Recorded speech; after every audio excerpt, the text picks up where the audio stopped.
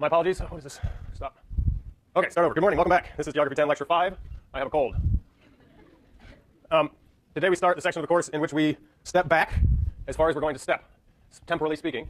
So we're going to our largest temporal scale. A week from today, I'll be in Denver, and you will watch a movie in lecture about favelas, slums in Rio. So that will sort of be we're a little out of step here, as I think I explained previously. For today, the reading was Crosby, the first two chapters. You should skip chapter 3, or you may skip chapter 3. Read chapters 4 and 5 for Thursday. A week from today, we will see the movie, or you will see the movie. Thursday after that, I'd like you to be sure by that point to have read pages 16 to 31 in the Atlas. Any questions about that? Yesterday we sat down and compared notes, compared the list of people in the class to the list of people coming to sections, and it turned out that there was nobody who had stopped coming to section or failed to come to section yet and had failed to drop the class. So we did not have to drop anyone. The wait list has now shrunk to about 22. I don't know what it might be. That was as of yesterday. I don't know what it might be as of this moment. In many ways now, it's just a question of how many people drop. So if you're on the wait list, all I can say is keep an eye on the wait list, see if it continues to shrink, as it has. As I said before in previous years, everyone who's wanted to get into class has eventually gotten into class. But I realize at this point that it's kind of hard to know what to do if you're on the wait list. I realize that's not really a satisfactory answer, but are there any questions about that? Housekeeping matters. Okay, good.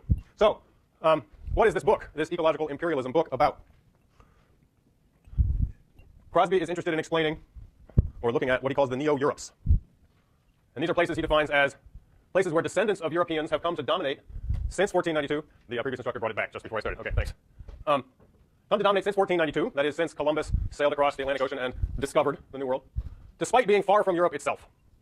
And this does not include every place where Europeans established political control. He's talking about come to dominate demographically, come to actually be the preponderant peoples of those places, right? This includes North America, especially in the eastern part, and by this, what is he referring to if we were to say that the eastern part of North America is more dominated by European descendants than the western part? Yeah. Okay, we might look at the current demographic makeup of the United States and recognize that there is a large number of immigrants from Latin America in the population of the western U.S. now. Okay, they got there first. That's true. Yeah.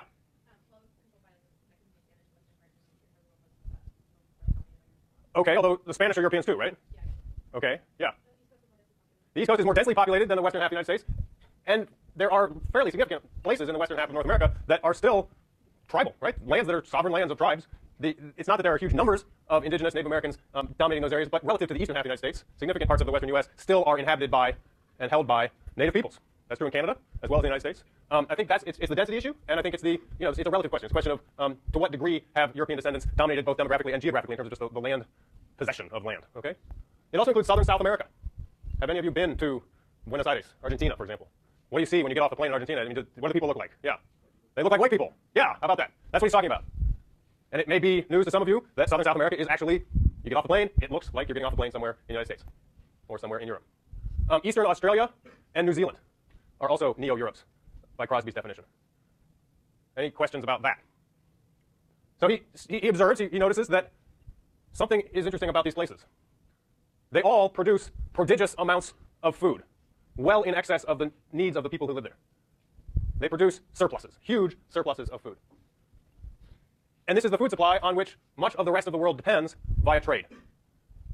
So a long time ago, Europeans spread out across the world, and certain parts of the world they came to dominate disproportionately. And those places today are places where enormous amounts of surplus food are produced, which are then traded with other parts of the world, which depend on those surpluses for a significant amount of their food supply. And Crosby simply wants to ask why. How did this come to be? Why should this be the distribution, the pattern of peoples and food, or peoples understood in a kind of demographic and ethnic sense, and food production at a global scale? And this is where we suddenly find him stepping back enormous lengths of time. Everyone know what this is? Anybody want to vote on how we'll pronounce it this semester? Shall we say Pangea? Does that work for you? All right. It doesn't look like that's how you pronounce it, but that's how we're going to pronounce it. Okay? I honestly, I'm not sure exactly how it's supposed to be pronounced, but that's how you spell it, and we're going to say Pangea. What is it?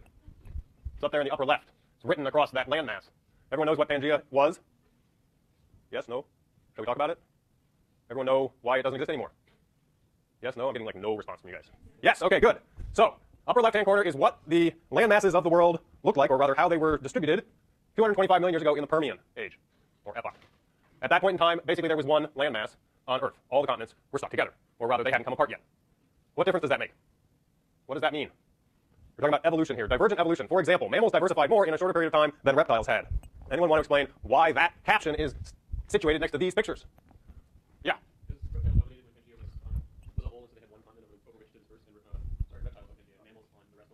Okay. Bingo. Everyone heard that, right? At the time of the Permian, when Pangaea existed, the dominant form of animal life on Earth was reptiles. Everyone's heard of the dinosaurs, right? The fact that they all existed on one landmass was important for the evolutionary processes, or the what happened as dinosaurs evolved. The reason it's important is that they were all evolving in potential competition with each other. They could all intermix with each other over land. And that meant that as they bred, mutated, evolved, there was only one sort of stage on which they were evolving. Then slowly the continents started to split apart. And you see in the Triassic, they had begun to separate. There was Laurasia and Gondwana land, so two predominant land masses. In the Jurassic period, they begun to split further. By the time we get to the Cretaceous, 65 million years ago, you actually can see the continents that we're familiar with today, and they are separated by large bodies of water. And then you get down to the present day, and you can see that Africa and Asia are separated by significant bodies of water from the Americas and from Australia. By this point in time, it's mammals rather than reptiles that dominate, correct? Thank you. And at this point in time, because the land masses are separated, each continent, or supercontinent, is a separate stage for purposes of evolution, right? The animals there can breed, mutate, evolve, compete with each other without interacting with the animals on another continent, separated by thousands of miles of water. As a result, you get a greater diversity, taking it at the world scale, because each of those continents can sort of give rise to its own evolutionary trajectories and results. And it's interesting. I mean, what that means from an evolutionary point of view is just that there's a great deal more diversity among mammals, given the amount of time that they have dominated the Earth, than there was among reptiles, given the amount of time that they dominated the Earth. So, temporal process of tectonic drift, right? That's the name given to the movement of the continents, which split up Pangaea and created the continents we're familiar with today. Very slow, long-term process, which affects another process, evolution, and creates patterns at, in this case, the scale of continents, which, if aggregated for the world as a whole, create a pattern of greater diversity. Any questions? Here we have some of that mammal diversity. Anyone want to venture a guess where these animals are, or rather were? Where is this picture set? What does it look like to you? Africa. Wrong. Asia. Wrong. North America. Yeah. Check it out. Lions and mammoths. Crazy. Yes, these were here. Some of the finest fossil remains of them are found down in Southern California, right? In the La Brea tar pits. There's magnificent collections of, or deposits, I should say, of the fossils of some of these creatures. Now, we're still not even close to getting back to exactly why this matters, but you have to just bear with us. We're slowly going to make our way towards Crosby's point. Thinking again at evolutionary timescales and geological timescales. I still haven't replaced my battery, so my pointer is still not working. The line that's going up and down, up and down, up and down is sea level relative to the present. Okay? And this is going back. The present is way over here at the left, and by the time you get to the far right, you're at 2.6 million years ago. The Pleistocene, this is mostly the Pleistocene epoch, which is to say that just before the one that we consider ourselves to be in now, the Holocene. The Pleistocene lasts roughly 2 million years, so it takes up virtually all of this. And the Holocene is just the last 10,000 years. You barely see it. It's right at the end there. Homo sapiens emerged about 40,000 years ago. So humanity, in our current form, from an evolutionary perspective, is also just a very little, teeny little bit at the end of this graph. Why does this matter? So the thing to observe right away is that sea level has gone up and down, up and down, up and down, up and down over the duration of the Pleistocene. And then hold on to these last two dates. 40,000 years ago, humans in our modern form emerge. 10,000 years ago, we enter the Holocene, which is the period of time that we're mostly going to focus on when we're talking about Crosby and sort of how he sets his argument up. What difference does it make that sea level has gone up and down? Well, first of all, why has sea level gone up and down, up and down, up and down, up and down? Yeah, because of the ice ages. Everyone understands that, right? During an ice age, vast quantities of water end up on land in the form of ice, and that water has to come from somewhere. And ultimately, where it comes from is the oceans. And as a result, if you have enough ice on land, you have less water in the oceans, and the level of the oceans falls. When the ice melts, it all ends up back in the oceans, and the level of the oceans goes up. That sounds, well, that is basically pretty simple, yeah. So every time the graph dips, there was an ice age or nothing? Bingo. Every time the graph dips, it was an ice age. It's one of the magnificent, crazy, interesting patterns of Earth history over the last 2 million years is that it went in and out, in and out, in and out, in and out of ice ages. Are we in an ice age now? No, we're not. We're not in an ice age. The Holocene is what's called an interglacial, a period of time that we're now about 10 to 20,000 years into, closer to 20,000 years into, in between ice ages. And typically these interglacials have lasted about 20,000 years. And then the world has gone back into an ice age, and that ice age has typically lasted, somewhere between 80 and 120,000 years. So the Earth spends a lot more time in ice age, or has spent a lot more time in ice ages in the last 2 million years than it has spent being all nice and warm like it is now. Funny little curiosity, about 25, 30 years ago, even as scientists were beginning to consolidate their awareness and understanding of global warming, the fear among a lot of Earth scientists was actually that we were just coming to the end of our interglacial and it was going to start getting really cold and we were going to have another ice age. And they went so far as to write a letter to President Nixon and say, buddy, you got to take this seriously, man. We might be at the end of our interglacial. We got to worry about global cooling. Well, we fixed that problem, haven't we? Okay. So what difference does this make? Northern Hemisphere ice coverage 18,000 years before the present. So this is just before the end of the last ice age, or at the end of the last ice age. And you can see, man, I need my pointer today, don't I? Something fierce. You can see that basically the upper half of North America is under ice. The ice extends all the way down across Iowa into the Midwest. Chicago, New York, we're under a couple of miles of ice. Today is just that little Greenland thing that's under a comparable kind of ice sheet, right? And the Arctic Ocean pictured here is, I guess it's frozen over, although we're having a hard time keeping it frozen these days. It's depicted here. You can see it. Yeah, the ice is sticking well down across the Great Lakes. What does this mean? What difference does this make? Well, here are a couple of maps. Well, let's start in the upper left. What's that? Where is that? That's the southeastern United States. The green, the dark green, depicts what we think of today as Florida, right? The lighter green is what Florida would look like if the ocean were 35 meters higher than it is now, which is to say where it was in the Pliocene 3 million years ago, the Pliocene being the last time the Earth as a whole, climatically speaking, was warmer than it is now. Oops. I mean, seriously, 3.5 million years ago is how far you have to go back to find a period of time in which the Earth was warmer by any significant amount than it is today, which is creepy to think about. The light blue is what the coastline of the southeastern part of North America would look like if the ocean were 120 meters shallower than it is now, which is to say where it was at that point 18,000 years ago during the last ice age.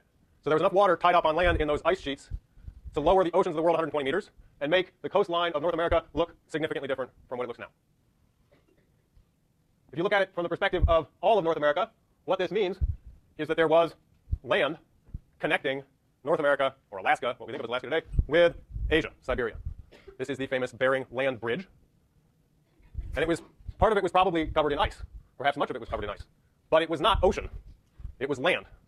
And what this means is that it was possible, if you could withstand the horribly cold weather, to walk from Asia into North America. Or perhaps, if you had some kind of boat to sort of skirt along the coastline and make your way to North America. That is, if you were a human with a boat. Where is this? And it's not the Field Museum. This is Southeast Asia and Australia. Here again, the lighter green depicts what the coastlines, what the terrestrial area would have been during a period of much lower sea levels. The slightly darker green is what it is now, in an interglacial with higher sea levels. So what today is a series of islands, an archipelago with significant expanses of water between mainland Southeast Asia, Indonesia, and Australia, at the end of the last ice age was largely land. There were some gaps where it was ocean, but they were much, much smaller than they are now. Any questions? Yeah? Why would anybody walk across a huge frozen landmass if they don't know what's on the other side? Why would anybody walk across a huge frozen landmass if they don't know what's on the other side? That's a really good question, but I suspect there's basically no way to answer it. I mean, we can speculate. We can offer theories. Another way of thinking about it would just be, it would be romantic to think that it's sort of why do people climb mountains, that kind of thing. It would be perhaps other people might want to say, no, it's not about that. It's about the fact that living beings occupy habitat that they can occupy, right? Humans can occupy a wide variety of habitats, particularly once we develop certain tools and technologies. And why wouldn't we go ahead and occupy whatever we could? Yeah. Okay.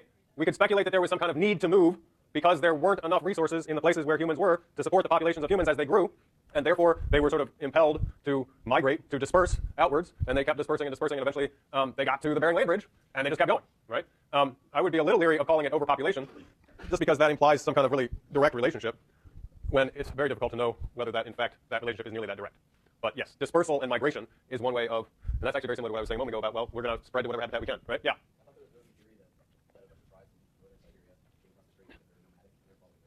Okay, it's possible that this, yes, these were hunter-gatherers, right? This is way before domestication of plants and animals. So these were humans subsisting on whatever they could catch, kill, dig up, harvest, right, from wild plants and animals and fish. And it's possible that a group of people chasing a group of animals happened to